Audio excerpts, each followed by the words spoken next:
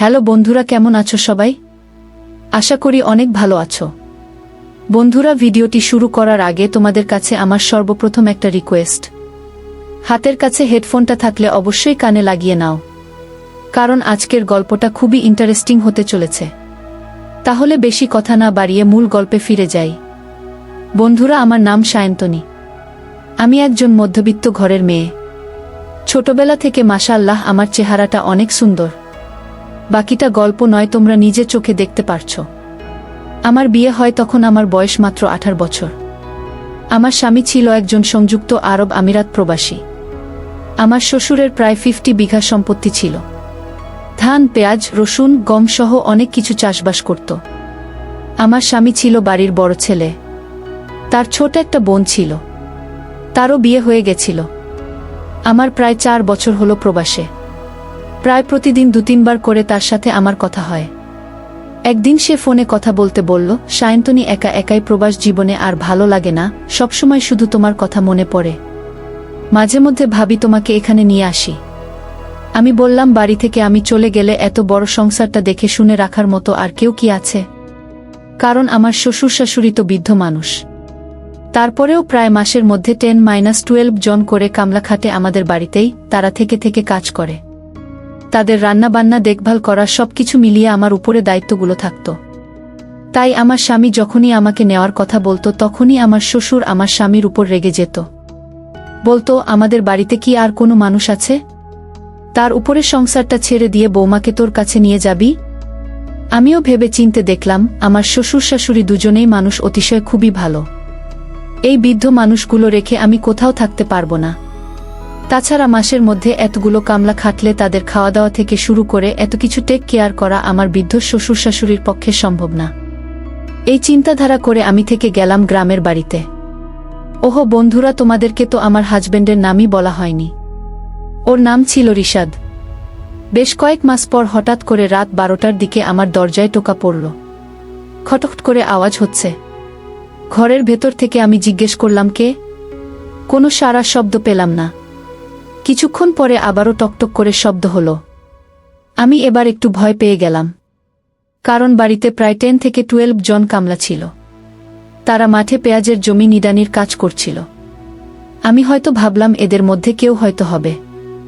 আমি 2 বার জিজ্ঞেস করার পরে যখন কোনো উত্তর পেলাম না, তখন আস্তে আস্তে দরজার কাছে এগিয়ে গেলাম। এবার দরজায় শব্দ হতেই দরজার ছিটকানি খুলে দিলাম। তাকিয়ে দেখি রিশাদ একটা ব্যাগ হাতে করে দাঁড়িয়ে আছে। আমাকে দেখে সে হাহা করে হেসে উঠল। আমি তো রিশাদকে দেখে একদম চমকে উঠলাম। তারপর রিশাদের উপর রেগে গেলাম। আমি বললাম, তুমি না বলে এভাবে চলে আসলে যে, বিষয়টা কি? সে বলল, আমার বাড়িতে আমি কখনো আসবো না, আসবো সেটাও কি তোমার থেকে অনুমতি নিয়ে আসতে হবে? রিশাদের কথা শুনে আমি একটু অবাক হলাম। সে তো কোনোদিন আমার সাথে এমনভাবে কথা বলেনি। আমি তখন বললাম, আরে না, তুমি অযথা আমার উপর রাগ করছো। আমি এমনিই তোমাকে বললাম। তাছাড়া একটু ভয় পেয়েছি বলে আমার রাগ হচ্ছিল। এবার এত রাতে আমার সাথে রিশাদের কথা বলা শুনে আমার শ্বশুর আর শাশুড়ি রুম থেকে বেরিয়ে এল। তারা রিশাদকে দেখে দুজনেই অবাক হয়ে গেল। আমার শ্বশুর রিশাদকে বলল, তুমি কাউকে না বলে এভাবে বাড়িতে চলে আসলে কি? রিশাদ তখন বলল, হঠাৎ করে কোম্পানি থেকে 2 মাসের ছুটি পেলাম, তাই ভাবলাম বাড়ি থেকে একটু ঘুরে আসি। তারপর রিশাদ আমাকে উদ্দেশ্য করে বলল, সব কথা পরে বলবো, এখন অন্তত চাটা খেতে দাও। আমি রিশাদকে খেতে দিলাম।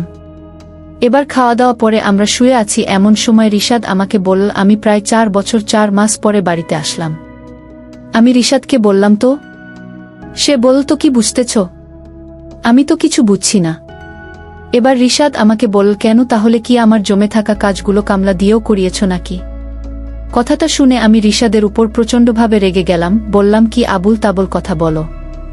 রিশাদ আমাকে বলল, আবল তাবল বলছি কোথায়? এতদিন পর বাসায় ফিরলাম, না জানি তুমি আমাকে ডেকে তোমার রুমের এসব কাজকর্মগুলো করতে বলবে। কিন্তু না, তোমার মধ্যে তো এ ধরনের কোনো রিয়াকশনই দেখছি না। এবার আমি বললাম, একটা কথা সবসময় মাথায় রেখো, মেয়ে মানুষ কখনো নিজের সব কথা স্বামীকে বলে করিয়ে নেয় না। অনেক কথা মানবিমানের ভাষায় বুঝে নিতে হয়। এবার রিশাদ একটু মুচকি হাসি দিল। আমি তখন ঘুমানোর ভান করে চোখটা বন্ধ করলাম। তারপর আস্তে আস্তে চোখ খুলে দেখি ঘরের কাজকর্ম করার জন্য রিশাদ নিজেকে প্রস্তুত করে তুলছে। আমি তো অনেক খুশি, কিন্তু তাকে বুঝতে দিলাম না, কারণ আমি জানি বিষয়টা সে বুঝতে পারলে সকল কাজের দায়িত্ব আমার উপরে চাপিয়ে দেবে। তাই আমি ঘুমানোর ভান করে সব দায়িত্ব তার উপর ছেড়ে দিয়ে চোখ বন্ধ করে ঘাপটি মেরে পড়ে থাকলাম। এবার রিশাদের কার্যকলাপে আমি আর চুপ থাকতে পারলাম না। বন্ধুরা, আমি যে কথাগুলো বলছি বা বলতে চাচ্ছি, তোমরা আমার কথাগুলো খুব খেয়াল করে বোঝার চেষ্টা করবে। তারপর রিশাদ ঘরের মাঝ বরাবর কাজ করার উদ্দেশ্যে হাত বাড়ালো, কারণ ঘরের মাঝখানটাতে বিভিন্ন জিনিসপত্র ছিটিয়ে পড়ে নোংরা হয়েছিল। সে হয়তো ভাবছিল অনেক দিন পর বাড়িতে আসছে, আমি হয়তো তাকে খুব যত্ন সহকারে ভালোবাসার সুরে ডেকে তাকে কাজগুলো করার জন্য বলবো। কিন্তু আমার চুপচাপ শুয়ে থাকা দেখে তখন সে বাধ্য হয়ে নিজেই খাটের উপর উঠে বসে পড়ল। তারপর আস্তে আস্তে খুবই যত্ন সহকারে স্লো মোশনে জানালার পর্দাটা তুলতে থাকল। এবার সে পর্দাটা আবার নামিয়ে দিয়ে মুখটা ঘুরিয়ে নিল। আমাকে এবার একটু ধমকের সাথে বলল, ঘরের জানালার পর্দার নিচে এত আবর্জনা কেন? এগুলো কি পরিষ্কার পরিচ্ছন্নতা করে রাখতে হয় না? মনে হচ্ছে আফ্রিকার একটা জঙ্গল বাঁধিয়ে রেখেছ রুমের ভেতরটাতে। রিশাদের কথায় শুনে আমার প্রচণ্ড মনের মধ্যে রাগ হলো। আমি তাকে রেগে গিয়ে বললাম যে জানালার পাল্লা প্রায় 4 থেকে 5 বছর খোলা হয় না, সেখানে ময়লা আবর্জনা পড়লে এতে দোষের কি? আমার রুমের জানালা তো আমি ব্যবহার করি না কোনো সময় সেটা দেখা, এমনকি একটা পাল্লা খুলে জানালার উপর পড়ে থাকা ময়লা আবর্জনা কোনো কিছুরই আমি খেয়াল রাখি না, কারণ এই জানালা খোলা আমার প্রয়োজন মনে হয় না। তোমার প্রয়োজন হলে তুমি পরিষ্কার করে করো, আর প্রয়োজন না হলে পর্দাটা ফেলে দিয়ে এবার শুয়ে পড়ো। আমার কথা শুনে রিশাদ মনটা ভার করে বসে থাকল। হয়তো সে ভাবছে কথাটা তো সায়ন্তনী ঠিকই বলেছে, কারণ এই রুমের দরজা জানালা আমি ছাড়া কে বা খুলবে, কে বা পরিষ্কার করবে? ওর কথা তো অবশ্যই যুক্তি আছে। হয়তো সেই চিন্তাধারা করে সে জানালার উপরে থেকে আবার পর্দাটা সরিয়ে দিয়ে সুন্দরভাবে নিজের হাত দিয়ে সেখানটাতে পরিষ্কার করতে লাগল। কিছু সময় পর রিশাদ আমাকে বলল, তোমার কথা অবশ্যই যুক্তিসম্মত, আমি অনেক খুশি হয়েছি। আমি বাড়িতে না থাকলে তুমি জানালার পর্দা এবং পাল্লা কোনো সময় কাউকে দিয়ে খোলাও না, বা নিজেও সেটা খোলার চেষ্টা করো না। এটা যে একটা বউয়ের প্রতি তার স্বামীর কতটুকু বিশ্বাস অর্জন করা, সেটা হয়তো তুমি বুঝবে না। আমি এখন নিশ্চিত এই ভেবে যে আমি প্রবাসে থাকলেও তোমার রুমে কাউকে এলাও করো না। যাই হোক, আমি সুন্দর করে পাল্লার উপরটা পরিষ্কার করে দিচ্ছি। এরপর রিশাদ পাল্লাটা খোলার চেষ্টা করছিল। তারপর সে আমাকে বলল, আচ্ছা সায়ন্তনী, পাল্লার কবজাতে অনেক জং ধরে গেছে দেখছি। ঘরে কি নারিকেলের তেল আছে? আমি বললাম, তেল কি হবে? তুমি 2-4 বার পাল্লাটা ধরে আপ ডাউন করতে থাকো, কিছু সময় পরে দেখবে এমনিতেই পাল্লার জং ছুটে গেছে। অনেকদিন ধরে ব্যবহার হয় না তো, এই জন্য এমন অবস্থা, বুঝলে? তবে আমি তোমাকে একটা কথা বলি, এভাবে যদি মাসের পর মাস কোনো জিনিস ফেলে রাখলে মরিচা ধরে আস্তে আস্তে নষ্ট হয়ে যায়। তাই বলছি, আমি তো ইচ্ছা করলে জানালার পাল্লাটা অন্য মানুষকে দিয়ে জং ছুটিয়ে নিতে পারতাম, কিন্তু নিজের ঘরের জিনিস অন্য মানুষের হাতে তুলে দিলে তারা কি স্বাভাবিকভাবে রাখবে? অবশ্যই রাখবে না। তারপরেও অন্য মানুষ আমার বাড়িতে এসে আমার ঘরের জিনিসপত্র স্পর্শ করুক, এটা আমি মন থেকে চাই না, কারণ বাহিরের মানুষের সাথে তো জীবাণুও প্রবেশ করতে পারে আমার রুমে, তাই না? আমার কথাগুলো শুনে রিশাদ অনেক খুশি হলো। এবার সে বলল, না না সায়ন্তনী, তুমি ঠিকই বলেছ। অয়থা তুমি কেন বাড়িতে নিজের রুমে এই কাজের জন্য অন্য মানুষকে ডাকবে? আমি যখন বাড়িতে আসব, আমি নিজেই সামান্য কাজটুকু করার চেষ্টা করব। তবে এবার থেকে 4 বছর পর পর নয়, আমি চেষ্টা করব প্রতি বছরেই একবার করে বাড়িতে আসার জন্য। আমি রিশাদের কথা শুনে তেমন একটা খুশি হতে পারলাম না, কারণ একটা বিবাহিত মেয়ে তার স্বামী 1 বছর পর পর বাড়িতে আসবে, এটা কখনোই কোনো মেয়ে চাইবে না। এত বড় সংসার একার দায়িত্ব চালানো কি সম্ভব? আমি রিশাদকে এ বিষয়ে কোনো কিছু বললাম না, শুধু চুপচাপ শুনে গেলাম। এবার রিশাদ জানালার পাল্লাটা আপ ডাউন করাতে থাকল, যদিও একটু শব্দ হচ্ছিল। অনেকদিন খোলা হয় না তো, হয়তোবা এই জন্যই শব্দটা বেশি হচ্ছিল। কিন্তু তারপরে রিশাদের ব্যবহারে আমি একদমই অসন্তুষ্ট হলাম। তার মূল কারণ হলো সে এত সময় ধরে জানালার পর্দা, তিলে তিলে ময়লা আবর্জনাগুলো কত সুন্দরভাবে পরিষ্কার পরিচ্ছন্নতা করল, অথচ সামান্য একটু 3 ইঞ্চি লোহার কবজার জং ছুটাতে সে আমার দিকে তাকিয়ে বলল, আজকে আর এই জং ছুটবে না, আমি পারছি না, কালকে বাকিটুকু বাজার থেকে গিরিজ এনে ছুটিয়ে দিব। তারপর আমি তাকে বললাম, মাত্র 3 ইঞ্চি লোহার কবজার জং তুমি ছুটাতে পারলে না, তাহলে তোমার এই সুদর্শন শরীর আর চেহারা থেকে কি লাভ রিশাদ? আমার কথায় কোনো উত্তর দিল না। এবার আমি মন খারাপ করে শুয়ে পড়লাম। সেটা আর রিশাদের সামনে প্রকাশ করলাম না। আমি জানতাম প্রকাশ করে কোনো লাভ হবে না। তার কারণ সে বিগত দিনে এভাবেই জটিল কোনো কাজ বাঁধলে থেমে পড়ত। আজ বেশ কয়েক বছর ধরেই তো দেখছি। তারপর আমি রিশাদকে বললাম, তুমি চলে এসো, ঘুমিয়ে পড়ো, যতটুকু করছো যথেষ্ট করছো, আর কোনো কাজ করতে হবে না। আমার ঘরের কাজ যে কোনো এক ব্যবস্থা আমি নিজেই করে নেব, তোমার এত প্রেসার নেওয়ার কোনো দরকার নেই। এবার রিশাদ মনটা ভার করে আমার পাশে শুয়ে পড়ল। সারা রাতের মধ্যে কিভাবে রাত পার হয়ে গেল একটুও টের পেলাম না। কিন্তু আমার ঘুম হচ্ছিল না। আমি বারবার রিশাদকে নিয়েই ভাবছিলাম। ভাবনা চিন্তা করে অবশেষে রেজাল্ট পেলাম। হয়তোবা ওকে নিয়ে অযথাই মানসিক চাপ নিয়ে কোনো লাভ হবে না। কারণ পড়াশোনা শেষ করে একটা মানুষ সরকারি চাকরি পেতে গেলে এমনিতেই বিয়ের বয়স পার হয়ে যায়। অবশেষে যখন চাকরি পাইল না, তারপর আমাকে বিয়ে করে রেখেই চলে গেছে প্রবাসে। অবশ্যই বিয়ের সময় আমার আত্মীয় স্বজন অনেকেই বলছিল এত বয়সের ছেলের সাথে মেয়ের বিয়ে না দিতে। কিন্তু আমার বাবা মা সরকারি চাকরি দেখে আমাকে বিয়ে দিল। এখন এটুকু কষ্ট তো আমাকে মানতেই হবে। নিজেকে এভাবেই বুঝ দিয়ে ঘুমিয়ে পড়লাম। সকাল থেকে শুরু হলো আবার সেই বাড়ির কাজকর্ম। এভাবেই চলতেছিল আমার জীবন। বন্ধুরা, দেখতে দেখতে রিশাদের ছুটি শেষ। সে আবার তার কর্মস্থল সংযুক্ত আরব আমিরাতের উদ্দেশ্যে রওনা হলো। আজকে নিজেকে কেন জানি একদম খুবই একা একা লাগছে। আমার মনে শুধু বারবার একটা প্রশ্ন ঘুরপাক খাচ্ছিল, সত্যিই কি একটা মেয়ে মানুষের জীবনটা এমনই হয়? এমন জীবনের কোনো মানে খুঁজে পাচ্ছিলাম না। সারাদিন এই বাড়িতে অক্লান্ত পরিশ্রম করে আমার লাভ কি হচ্ছে? দিন যত যাচ্ছে কেমন যেন গভীর দুশ্চিন্তা আমাকে গ্রাস করে নিচ্ছে। রিশাদের যাওয়া বেশ কয়েকদিন হয়ে গেল। একটা মেয়ে মানুষ সারাদিন পরিশ্রম শেষে রাতে বিছানায় শুয়ে তার স্বামীর সাথে ভালো মন্দ 2-4টি কথা বললে সারাদিনের ক্লান্তি আর থাকে না। কিন্তু সেটা তো আর আমার পুরা কপালে নাই। এদিকে পেঁয়াজ নিডানো কামলাদেরও বেশ কয়েকদিন কাজ করা হয়ে গেছে। আর 2 দিন কাজ করলে আমাদেরও পেঁয়াজের ক্ষেত নিডানো শেষ হয়ে যায়। আজকে সারাদিনটা কেমন যেন শরীরটা বেশি একটা ভালো যাচ্ছিল না। রান্না করতেও অনেক দেরি হয়ে গেছে। ইতিমধ্যে দেখি কাজ শেষ করে বাড়িতে চলে আসছে মাঠ নিডানো কামলারা সবাই। হাত মুখ ধুয়ে খাবারের জন্য রেডি হচ্ছিল। এর মধ্যে একটা মুরব্বী বয়স্ক কামলা আমার রান্নাঘরের কাছে এল। আমাকে বলল, বৌমা একটু সরিষার তেল দিবে? আমি মাথায় দিব, কেমন যেন একটু ঠান্ডা লাগতেছে। আমি তাকে সরিষার তেলের বোতল হাতে তুলে দিলাম। সে তেল হাতের উপরে ঢেলে নিয়ে মাথায় ঢালছিল আর আমাকে বলছিল, বৌমা, কিছু মনে না করলে তোমাকে একটা কথা বলতে পারি? আমি ভাবলাম বাড়ির কামলা, সে আবার এমন কি আমাকে বলতে পারে? তারপরেও আমার বাবার বয়সী মানুষ, আমি বললাম, না চাচা, কি মনে করব? আপনি মুরব্বী মানুষ, বলেন না কি বলতে চান। সে আমাকে বলল, খাওয়া দাওয়া শেষে রাতে শোয়ার আগেই তুমি আমার সাথে একটু দেখা করো তো মা। কামলা চাচার কথা শুনে আমি তো একটু টেনশনে পড়ে গেলাম। সে কি এমন কথা আমাকে বলতে চায়? আবার ভাবলাম, কি এমন কথা সে বলতে পারে? গরিব মানুষ, হয়তো কিছু খাদ্য সহযোগিতা চাইতে পারে। তার কথাটা তেমনভাবে মাথায় নিলাম না। তবুও কেমন যেন একটু টেনশন হচ্ছিল। রাতে খাওয়া দাওয়া শেষে আমি ঘুমাতে গেছি। হঠাৎ আমার দরজায় ঠকঠক করে আওয়াজ করল। আমি বললাম, কে? কামলা চাচা উপাস থেকে উত্তর দিল, বৌমা, আমি তোমাকে বলছিলাম না তোমার সাথে আমার একটু কথা আছে, একটু বাইরে আসবে কি? আমি আর তেমন কিছু ভাবলাম না। বললাম, না না, আপনি ভেতরে আসেন। আমি দরজা খুলে দিলাম। চাচা ভেতরে আসলো। আমি বললাম, ওহো চাচা, আমার তো খেয়ালই ছিল না, কিছু মনে করবেন না। চাচা বলল, না, সারাদিন তুমি কাজকর্ম করো, খেয়াল নাও থাকতে পারে। আমি বললাম, কি এমন জরুরি কথা চাচা?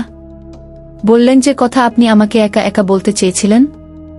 আমি তো আপনার কথা নিয়ে খুব টেনশনে পড়ে গেছিলাম। তখন চাচা বলল, না মা, তেমন কোনো কথা না। আমি বললাম, কি এমন গুরুত্বপূর্ণ কথা? বলেন শুনি। চাচা বলল, বৌমা, সেদিন রাতে তুমি তোমার স্বামীর সাথে অর্থাৎ রিশাদ বাবাজির সাথে যে বিষয়টা নিয়ে তর্কবিতর্ক করছিলে, আমি সব কথাগুলো শুনছি। আমি তো অবাক হয়ে গেলাম তার কথাতে। আমি বললাম, আপনি শুনলেন কিভাবে চাচা? চাচা বল, বৌমা, আমরা যেই ঘরে থাকি তোমার রুম থেকে কিন্তু বেশি দূরে নয়। মাত্র 4 থেকে 6 হাত ডিফারেন্স। আমি তোমাদের তর্কবিতর্ক শুনছিলাম। সবাই তখন ঘুমিয়ে গেছে। আমি রাত্রে খুব কম ঘুমাই। বিশেষ করে তোমার চাচিটা মারা যাবার পরে আমার একদমই রাতে ঘুম হয় না। সেদিন রাতেও আমার কেমন যেন ঘুম হচ্ছিল না। অনেক চেষ্টা করেও যখন ঘুম হলো না, হঠাৎ আমার কানে আসলো তোমাদের দুজনের তর্কবিতর্কের কথা। আমি আস্তে করে চুপি সারে উঠে গেলাম। তোমাদের রুমের সামনে দাঁড়ালাম। আমি তোমাদের মধ্যে যে বিষয়টা নিয়ে কথা কাটাকাটি হচ্ছিল, আমি সবকিছুই শুনলাম। আমি বুঝতে পারলাম আসলেই তো তোমার অনেক কষ্ট। একটা মানুষ সারাদিন সংসারের কাজ শেষে 2 মাস 3 মাস পরে তার স্বামী বাড়িতে আসে, তারপরও যদি তার থেকে ঠিকমত তার আচার আচরণ সহ স্বামী স্ত্রীর আরও অনেক ব্যক্তিগত বিষয়ে সবকিছু মিলিয়ে বুঝে না পাওয়া যায়, এর চাইতে কষ্টের আর কিছু থাকতে পারে না। আমি অবাক হলাম, রিশাদ বাবাজি এই বয়সে সামান্য একটা জানালার পাল্লার 3 ইঞ্চি লোহার কবজার জং ছুটাতে পারল না। আমি তো হতভম্ব হয়ে গেলাম। জানো বৌমা, তখন আমার মনে হচ্ছিল দরজা খোলা থাকলে আমি তোমার সেই কবজার জংটা ছুটিয়ে দিয়ে আসতাম। আমি আবার এইসব কাজ খুব ভালো পারি। বন্ধুরা, কামলা চাচার কথা শুনে আমি তো অবাক হয়ে গেলাম। মুরব্বী মানুষ, তারপরেও আমার বাবার বয়সী। তারপরেও আমি তাকে কি বল ভেবে পাচ্ছিলাম না।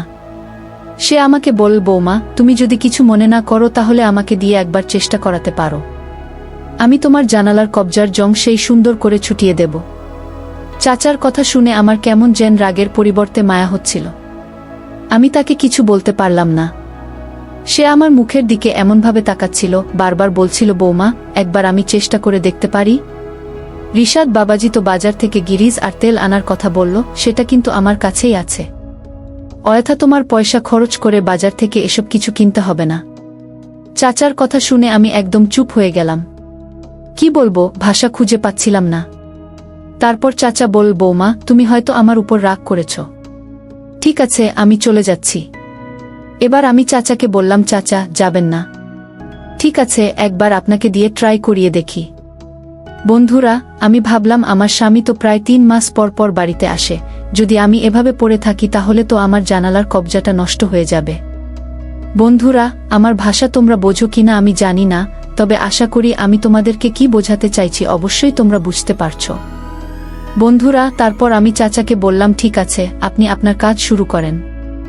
চাচা আস্তে আস্তে আমার জানালার কাছে এগিয়ে আসেন। তারপর চাচা কত সুন্দর করে কাজের পূর্বে প্রস্তুতি নিচ্ছে। তার এমন দক্ষতা দেখে মনে হল চাচা আসলেই একজন দক্ষ মিস্ত্রি। তারপর জানালার পর্দাটা আস্তে আস্তে তুলে কবজার উপরেই তার হাত দিয়ে দেখে নিল সত্যিই কবজাটা নষ্ট হয়ে গেছে কিনা। তারপরে সে বল, বৌমা, এত সুন্দর কবজা আর এই কবজার জং রিশাদ বাবাজি ছোটাতে পারল না। আমি তো অবাক হয়ে গেলাম। চাচা বলে, কে? বন্ধুরা।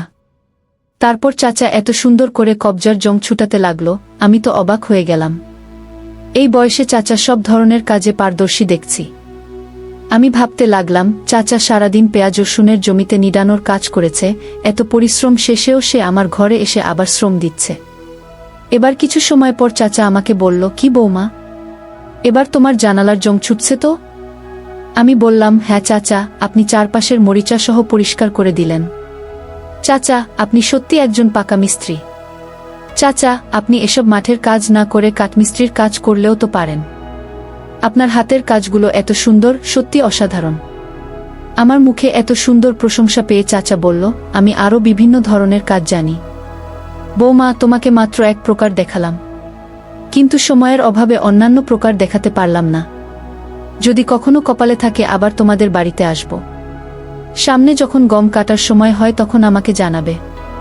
আমি এসে তোমার এই ঘরের দরজা জানালার সব জং ধরা কবজাগুলো বদলে দিয়ে যাব।